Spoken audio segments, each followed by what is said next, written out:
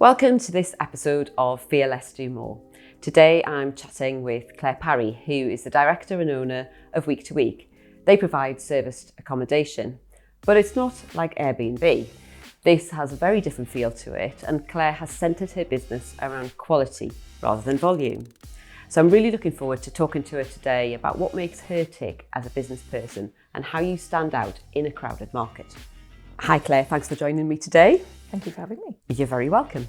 Serviced lets and letting generally has become big business in the last few years, obviously with the advent of things like Airbnb, but you do something very different to the Airbnb offering. Can you tell us just a little bit about the business and what it's about?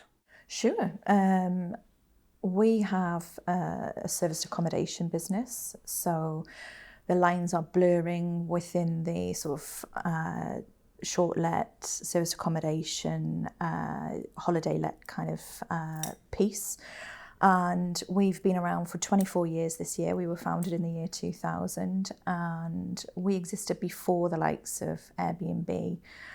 So Airbnb is a great marketing platform and we do use Airbnb for availability, but the majority of our business comes in directly through our vast networks and also through our website. And we provide people with an alternative to hotel stays, really. That's where we come in at. So corporate lets, anything from a couple of nights, people can stay with us. So if the transient travel or people commuting from London during the week, we can help with that. We really are a business support function as well for projects and people who are maybe relocating with family and that sort of thing. So it's a real mixed bag. We work with people, insurance companies, for example, where somebody might have had a fire or a flood, and they need accommodation and that sort of thing. So we work very much in the corporate housing piece to support businesses with accommodation for extended stays, really. So our main market is people that are staying with us for 30 nights or more. That's our main area. So you must have been one of the first sort of entrants into that sort of market back in the day when you started up. Yeah. Where did the idea of the business come from? Were you involved at that point? I wasn't involved in that at that point. My mum originally founded the business with her own properties. She bought some new build from Plan. And then when they were ready, she furnished them, kitted them out to a high standard, and that's how Week2Week was born. At the time, there wasn't any other serviced accommodation providers in the local area, so Week2Week were actually the first, and people, property owners, investors liked what she was doing, what Week2Week were doing, and the portfolio grew. And like I say, the networks were what we utilised. We worked a lot with third-party agencies and that sort of thing because the online presence at that time just wasn't there. It was very new and in its infancy. So it was all about the people element. So when did you get involved with the business? I was involved in the business back in 2003, 2004. And then I took over the business 11 years ago officially. I did my own thing in between, left, had a couple of children, focused on my family side of things, and then, like I say, took over from my mum 11 years ago. Yeah, so we continued with her, and we continue with her legacy, and continue to adapt in a fast-paced industry. So when you joined the business, obviously it would be quite a different business environment to what it was when your mum started it up. You must have been able to see straight away opportunities, things that you could change for the better, but you've got your mum still there. How did that work? Not without its challenges. Yeah. I think, my mum was typical alpha female running her own business. She'd had other businesses and other endeavours in the past and, always worked at 1,000,000 miles per hour. Her health was starting to impact her a little bit, so that slowed her down a little bit. But when I took over the business, it was very paper-centric. There was an A3 spreadsheet, for example, where we had all the properties down one side and then we'd mark crosses on and customer details and stuff. And it was before GDPR and, you know, all those kind of things. And, you know, we did the right thing, but it was heavily paper-based. So loads of opportunities from there. I came very much from an operational management corporate background. So I was able to bring some of the bigger you know, structure into a small business and really utilize the best practice element of that to really kind of, you know, bring the business forward. We brought in a lot of technology, you know, to be able to manage the properties efficiently and also just move with the times. You know, the online travel agencies, for example, Airbnb, Booking.com, that sort of thing, they were very much in their infancy during that time. You know, they were newer. And not everybody listed on them. It wasn't the norm back then. It wasn't really until Airbnb launched that people were really aware or had more of an awareness of what we did. A lot of the time, for example, historically, when you were marketing or when I was marketing Week to Week, I felt like I was marketing the concept of serviced accommodation as opposed to the brand. And brands, you know, coming out of COVID times and that sort of thing, brands are really important. It's all about trust and things like that. There was a lot of people who, you know, for different reasons during the lockdowns and the strains on, you know, accommodation overall, that were let down during that time. And I think a lot of the stronger brands came through and they're really able to support businesses and travellers during that time. And that was really important. And as always happens when sort of new entrants come into the market, there's a load of, you know, there's that hype curve and there's a lot of hype. And I can remember the hype around things like Airbnb. And then you get the horror stories and you get, you know, people turning up and their accommodation doesn't exist and all of that sort of stuff. Yeah. For you, was that an opportunity then to differentiate? Yes. I think it still is now. The industry is crying out for regulation because, you know, using the comparison of perhaps a clean and safe apartment or house, you know, that is maybe down to the opinion of the host, you know, whoever's listing the property on Airbnb, and anyone can list on Airbnb. For example, your idea of clean and my idea of clean might be completely different. So I'm sure it is. So, you know, we absolutely need regulation. You know, for example, Week to Week as a company, we are audited and accredited each year from a health and safety and quality standard, and that's the company as well. So anybody that we work with, collaborate with, whether that be locally or nationally, you know, we are very much about maintaining our level of integrity and making sure that quality standard is the same. And anybody we collaborate locally as well, for example. I'm a massive advocate of collaboration, and, you know, anyone we collaborate locally has to have the same standard and be aligned with our values as well in the business. So that's really important. And I think that is sometimes the downside, as I said before, about the online travel agencies, is you don't get that sort of quality standard, if you like. It's a marketing platform. Yeah, absolutely. Yeah. Absolutely. And I don't think I appreciated how unregulated the whole industry is. So the things that you're doing to demonstrate quality, they're all on a voluntary basis. Yes. So that for you, I suppose, is about your brand value. Yes. Is quality central to that? Are there moves for it to become more regulated? Yes, there's been an announcement recently to say that serviced accommodation will have its own planning class, and there will also be a serviced accommodation register. So that's it's very early on in the announcement, so we have yet to see how that legislation is going to move and how it's going to impact us. But the government have indicated that existing short-term accommodation will be permitted, and then it'll be newer or new accommodation that will need planning permission to move to the class. So we'll just have to watch this space, really, I guess, on that. I think, you know, for companies, you know, with larger brands and bigger players in the industry, I think, or hopefully the move to regulation won't be such a big step. You know, it might impact perhaps people who aren't being compliant with health and safety and that sort of thing, and it might be a pain point for them more, I guess. And there's a sort of secondary industry that's sprung up around this as well, isn't it? About people who are offering to train people how to get into service lets and selling them properties that perhaps are not in the best areas and are not going to be lettable, and then signing them up on contracts. Is that the sort of thing that the legislation might help to control, or is there?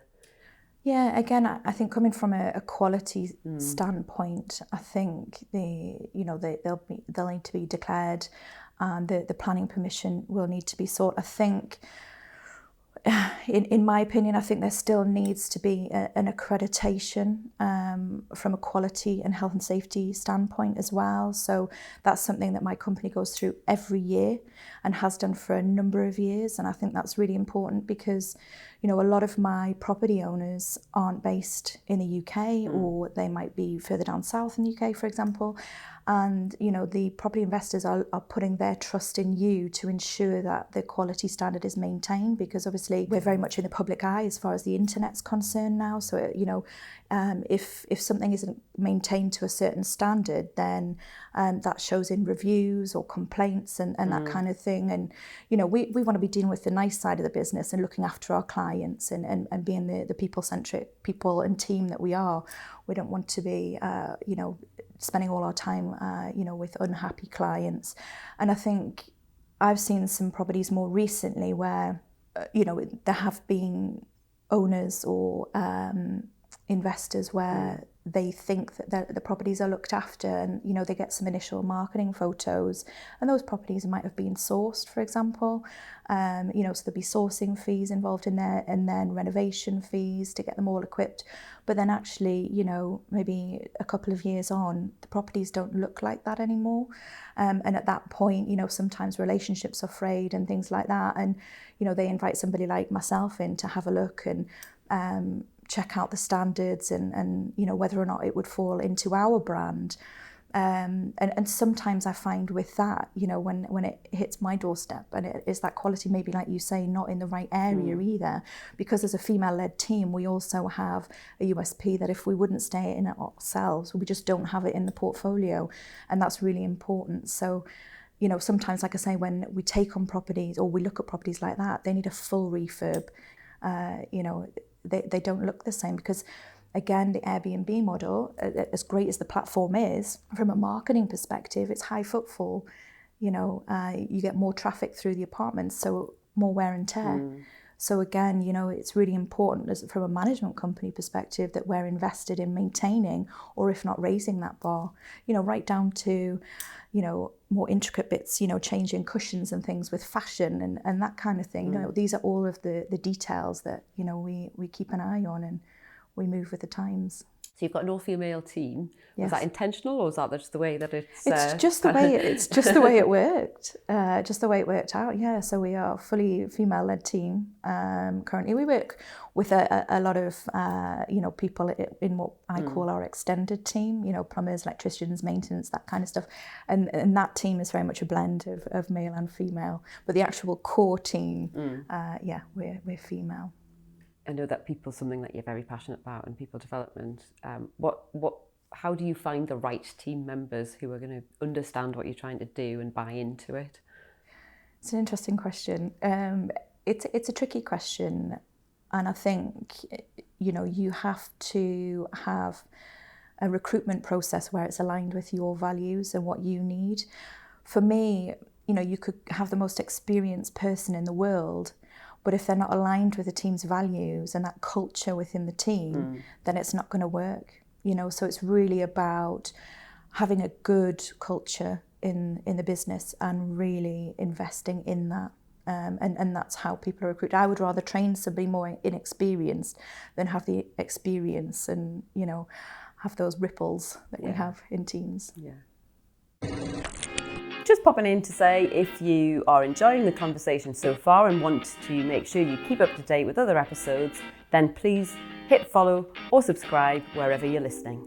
Let's jump back into the conversation now. Now, being in the property market is notorious for being one of the most volatile. And whenever a recession or anything like that hits, property tends to be hit as well. How have you rode those waves over the years? Where have you found the sort of challenges, and how have you got through them? The property market I guess we're fortunate in the sense that our portfolio, you know, when I work with property investors, I cherry pick the properties, and, you know, I guess to a certain extent I cherry pick the owners or the investors as well, because again, you know, a bit like we said about the team, you know, they have to be aligned and know that, you know, we're going to do our absolute best, you know, to fill and maintain, look after their investment. So yeah, so our portfolio is pretty static with that, and I expand the property depending on supply and demand. You know, if you compared us to a hotel, for example, we're probably about the size of an 80-90 bedroom hotel, portfolio size. In terms of taking on more property, we always offer a higher return on investment. So loosely speaking, we would double the long-term, the AST rental for an investor. Obviously, we've had certain challenges around utility costs and things like that over recent years, and that has been challenging. But even with that, we still have, you know, maintained occupancy for existing investors and had some expansion, and we continue to expand the portfolio during this year as well on a slow basis, because for me it's really important to retain the people element of it as well. You know, so that's really key for me. And COVID must have been a bit of a stressful period. Yeah. I think anybody who is in hospitality generally, obviously that was one of the hardest hit industries. Yes. What was your experience? It was very challenging. From it, you know, our team did it exceptionally well, and a lot of the focus for me was about well-being for the team during that time. We were fortunate in the sense that we had international in-house guests when lockdown happened, and I'd also strategized. I'd put the strategy in place for the following year in February when we went into lockdown in March, and that strategy fortunately kept us going, believe it or not, throughout COVID. But we did diversify massively around cancellation, being far more flexible. We supported businesses with one-night stays, which we've never done before. We always, you know, legacy week to week, and historically we always had rigid housekeeping and that sort of thing. So we were, you know, initially doing nothing, you know, because that was the government guidelines, but then we were able to drop linen off in time and that sort of thing. We were able to adapt. So actually that's still a service that we offer today, because I think whilst we're, you know, further on, you know, people still have a lot of anxiety around, you know, COVID and that sort of thing. We diversified a lot. We support businesses and our corporate clients on a national basis anyway. So we really did that on a larger scale, if you like. And I think one of the challenges for we worked in construction during lockdown. That was our focus, and people, you know, engineers decommissioning power plants and things like that. And they really kept us going. I think if construction hadn't have continued, that would have been a very different story. But like I say, we were able to continue to support them, not only locally, but on a national basis as well. So it was very eerie for the team, you know, who were locally based. You know, we had Teams calls and that kind of thing every day. You know, we were fortunate enough to be involved in webinars in London and overseas and things, which again, never seen before. Everything in our industry is normally London centric.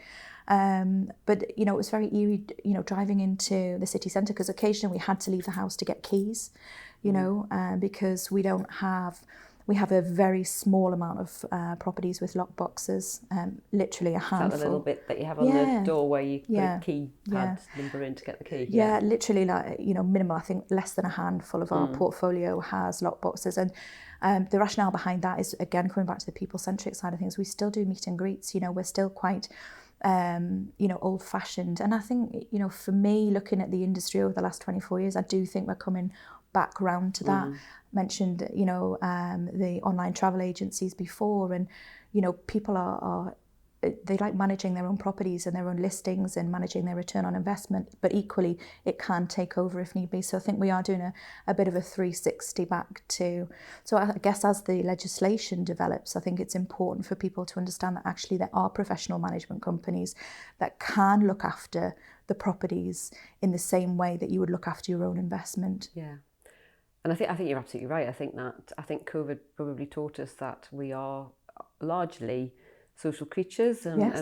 and the value of human connection. And I do think in all sorts of industries, there's a real move to reinstating that from a customer point of view. So I think that's a really nice touch that everybody that you rent apartments out to or properties out to, they get met by a human being who hands them the keys and knows that there's somebody behind it. It's that trust thing again, isn't it? It's absolutely. And I think, you know, the third parties and the networking, or the networks, that we operate in, you know, it's important for them to have peace of mind. You know, we're, as a business, we're on call 24/7 for our guests, you know, for emergencies and things like that, you know, and that's really important that they know that somebody's there. Sometimes, you know, when you book in online, you know, it can sometimes be faceless, you know, when you have very limited, you know, and maybe everything's automated. And that has its pros and cons. We automate parts of our business, don't get me wrong, but we're always at the end of a phone. And I think that's really important for travellers these days, because,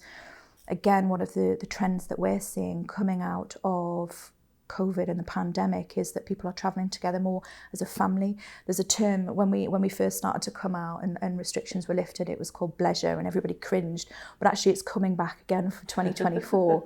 And bleisure is a thing, so where somebody's staying for an extended period, but they're bringing their family, so they're tagging on a holiday before or after, you know, and that sort of thing. So it's interesting to see how travellers' behaviours are evolving, you know, as the you know the new world, if you like, you know. So how will you how can you adapt the business to sort of meet that new demand?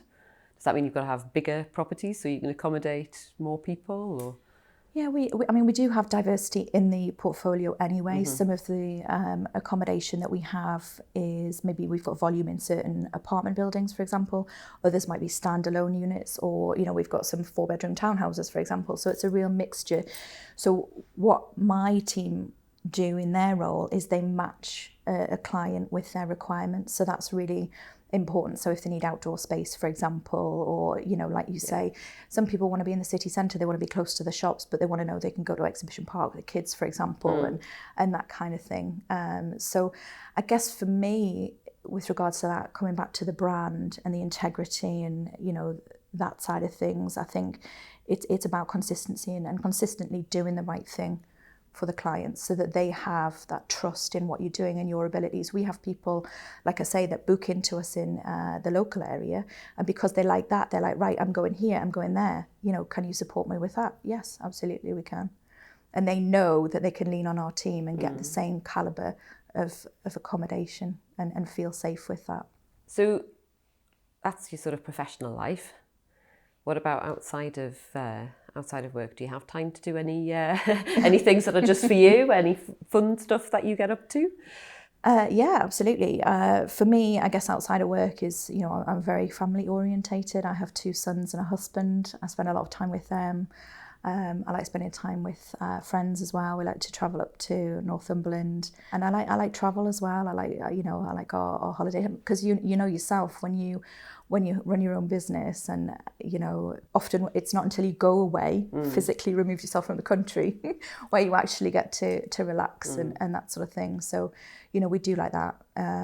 You know, my oldest son is at GCSE age, so it's an interesting year this time. But indeed. Yeah, I love nothing more than putting wellies on, waterproofs, and going out with the dogs and the kids.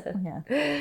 So where would be, if you were going to recommend a sort of family destination for a holiday, where would you recommend?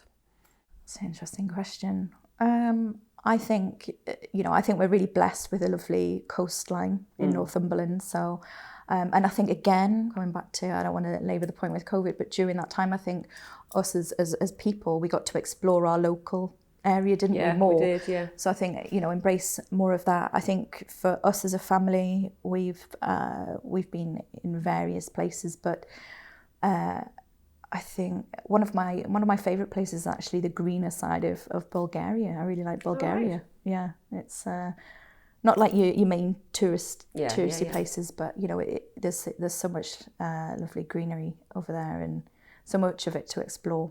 That's an interesting one. I'd not thought of that. Yeah. I mean, I've been to Bulgaria, but on girls' holidays a long time ago, probably very different. Bulgaria is quite diverse, though, isn't it? As a country. Yeah, it is, absolutely. Well, that's an interesting one. So the podcast's called VLS Do More.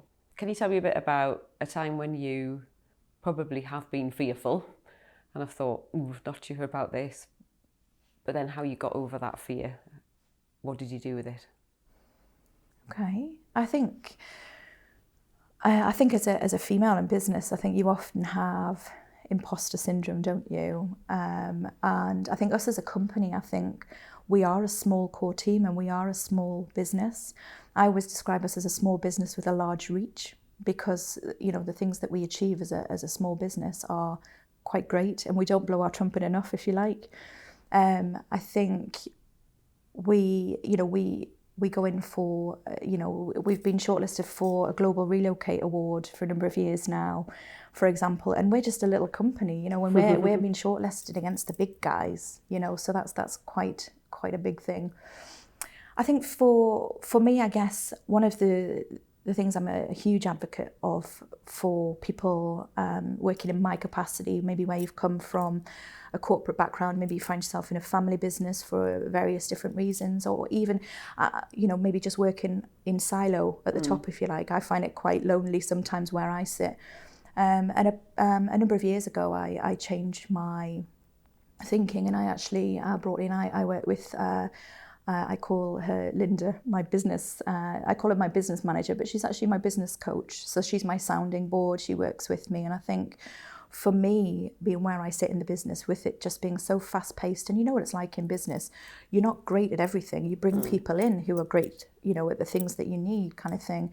And I think for me, working with a business coach or a mentor in whatever capacity, I think that's really essential for anyone who's, a part of the senior team. I think just having that support is monumental in everybody's success. Goes back to that collaboration thing, isn't it? About finding the people Absolutely. who know more about stuff that you don't know about and relying on them. And I think sometimes they're just, that little kind of Jiminy Cricket on your shoulder, aren't they? Where they say, you can do this, just do it. And I think that's really valuable in business.